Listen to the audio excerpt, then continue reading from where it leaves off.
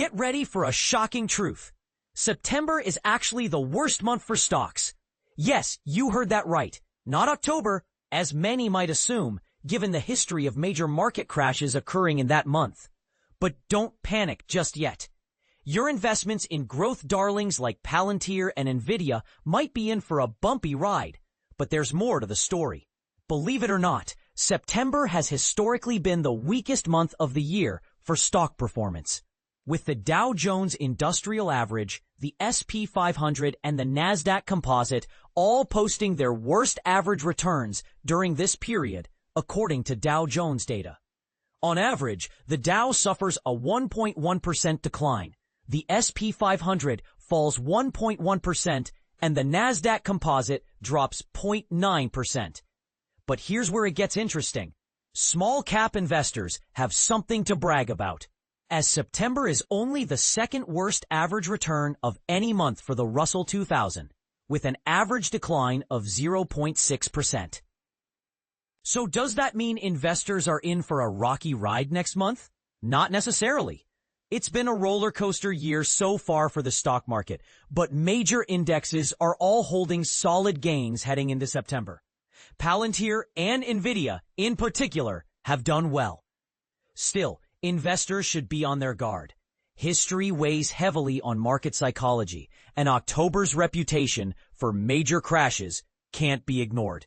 But John Longo, a distinguished professor of finance and economics at Rutgers Business School, points out that there are other factors at play, not the least of which are historical headwinds that contribute to September's chilling effect.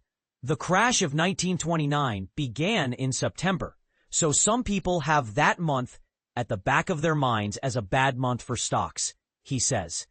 It sometimes becomes a self-fulfilling prophecy due to market psychology. And this is the part most people miss. Sometimes that self-fulfilling prophecy isn't always fulfilled.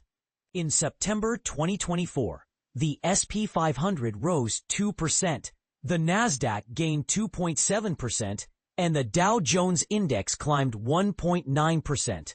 The Russell 2000 notched a slimmer lift of 0.6%. In fact, each index has actually managed to turn in a gain in 4 out of the past 10 years, showing that the stock market tends to react to any inefficiencies, making old patterns less pronounced over time. But what about the seasonal effects that can impact stock market performance? Retail spending tends to slow down in September as investors pay their summer bills and save for future purchases. Additionally, fund managers often look to spruce up their holdings ahead of the end of the year, which can lead to tax loss selling and quarterly rebalancing. However, not everyone is convinced that September will be a bad month for stocks. Adam Parker, founder and CEO at Trivector Research, is upbeat heading into September, citing the AI dream and the potential for gross margins to increase. So what's the bull case for growth stocks?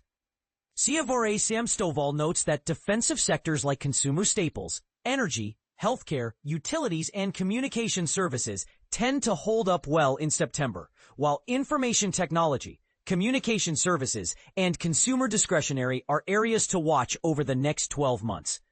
But here's a question. Can the potential headwinds, such as tariff mitigation strategies and the Fed's decision on interest rates, upset the apple cart in September? U.S. Bank Asset Management Chief Equity Strategist Terry Sandven thinks so, pointing out that the impact of tariffs and interest rates could weigh on corporate profitability and drive stock price adjustments. So, what should stock market investors do? Longo advises staying the course amid the uncertainty, recommending a dollar-cost averaging approach to mitigate risk. Art Hogan, Chief Market Strategist at B. Riley Wealth Management, also cautions against overreacting to stock market volatility. While September does have a long history of being the weakest month of the year for stocks, we would never recommend that long-term investors make any changes to their diversified portfolios because of the calendar effect, he says. Investors Business Daily is currently recommending stock market exposure at the 80% to 100% level. It's a good time to be investing in stocks that are clearing proper buy points. But investors should also pay attention to any sell signals that are flashing within their portfolio.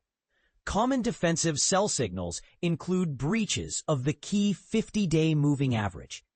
When a stock clears its 20% profit target from a buy point, it's also an opportunity to sell at least a portion of a position to lock in gains.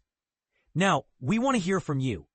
Do you think September will be a bad month for stocks?